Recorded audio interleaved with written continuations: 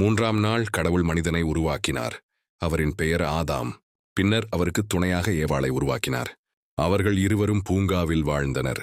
ஆனால் கடவுளின் கட்டளையை மீறியதால் அவர்கள் பூங்காவிலிருந்து வெளியே அனுப்பப்பட்டார்கள்.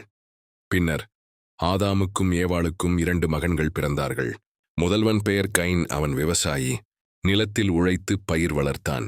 2வது மகன் ஆபேல்.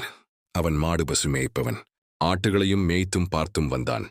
ஒரு நாள் இருவரும் கடவுளுக்கு ஒரு பலி கொடுக்க முடிவு செய்தார்கள். இது அவர்களது நன்றி காட்டும் ஒரு வழியாக இருந்தது. கைன் அவனுடைய விளைவுகளிலிருந்து சிறிது பழங்களையும் காய்கறிகளையும் எடுத்துக்கொண்டு வந்தான். ஆபேல் அவனுடைய ஆட்டுகளிலிருந்து சிறந்ததும் முதன்மையானதுமான ஒரு குட்டியை எடுத்துச் சென்றான். கடவுள் அவர்களது பலிகளை பார்த்தார். அவர் ஆபேலின் பலியை விரும்பினார், ஏனெனில் அது மனமார்ந்ததோடு முழுமையாக அளிக்கப்பட்டது. ஆனால் கைனின் பலியை அவர் விரும்பவில்லை, ஏனெனில் அது கடவுளுக்கு சிறந்ததாக இல்லை. கைன் தன் கடமைக்கு செய்ய வேண்டியதை ஒழுங்காக செய்யவில்லை. இது கைனுக்கு மிகவும் வருத்தம் அளித்தது. அவன் முகம் இருள் கொண்டது. அவன் தன் தம்பி மீது பொறாமை கொண்டான். ஏன் கடவுள் அவனுடைய பலியை மட்டுமே ஏற்றுக்கொண்டார்?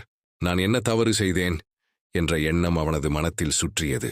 அப்போது கடவுள் கைனை நோக்கி கூறினார், நீ சோகமடைந்திருக்கிறாய். ஆனால் நீ சரியாக நடந்தால் என் ஆசீர்வாதம் உனக்கு கிடைக்கும். ஆனால் தவறு செய்தால் பாவம் உன்னை காத்திருக்கிறது. அதை வெல்ல நீ முன்வர வேண்டும். அதனை கட்டுப்படுத்தும் சக்தி உனக்குள் இருக்கிறது. ஆனால் கைன் கடவுளின் வார்த்தைகளை மனத்தில் எடுத்துக்கொள்ளவில்லை. பொறாமை அவனை முழுமையாக ஆட்கொண்டது. ஒரு நாள் கைன் தன் தம்பி ஆபேலை வெளியில் அழைத்துச் சென்றான். அவர்கள் இருவரும் களத்தில் இருந்தனர். அங்கு கைன் தன் தம்பியை கொலை செய்தான். இது மனித வரலாற்றிலேயே நிகழ்ந்த முதல் கொலை. தன் தம்பியை கைன் கொன்றான். அது மிகுந்த துக்ககரமான நிகழ்வு. அதைப் பிறகு கடவுள் கைனை நோக்கி, உன் தம்பி ஆபேல் எங்கே என்று கேட்டார். கைன் பதிலளிக்க, நான் என்ன என் தம்பியின் காவலனா என்றான். ஆனால் கடவுள் கூறினார், நீ என்ன செய்தாய் என்பதை நான் அறிவேன். உன் தம்பியின் இரத்தம் நிலத்திலிருந்து எனக்கு அழைத்துக் கொண்டு வருகிறது. கடவுள் கைனை கடிந்தார்.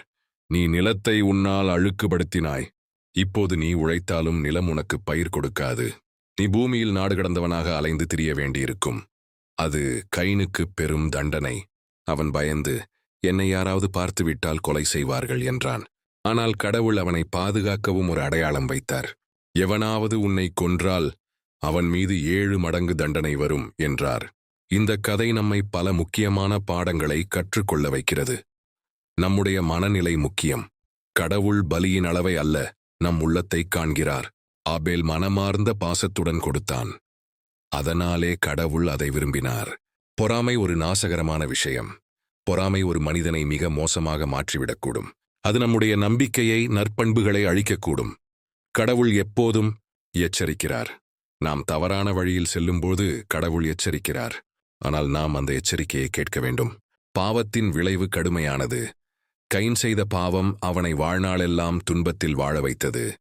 மன்னிப்பு எப்போதும் நம்முடைய தேர்வாக இருக்க வேண்டும். பொறாமையை வெல்லும் வழி அன்பும் நேர்மையும் தான். கைன் மற்றும் ஆபேலின் கதை என்பது ஒரு சுருக்கமான செய்தியை நமக்கு கூறுகிறது. உண்மையான அன்பும் விசுவாசமுமாக நாம் வாழ்ந்தால் கடவுள் நம்மை ஆசீர்வதிப்பார். ஆனால் பொறாமை, பொய், கொலை போன்ற தீய செயல்கள் நம்மை நாசத்திற்கு இட்டுச் செல்லும். இன்றைய குழந்தைகள் இந்த கதையின் மூலம் நல்லதை தேர்ந்தெடுக்கவும், மனச்சாட்சி பூர்வமாக வாழவும் கற்றுக்கொள்ள வேண்டும்.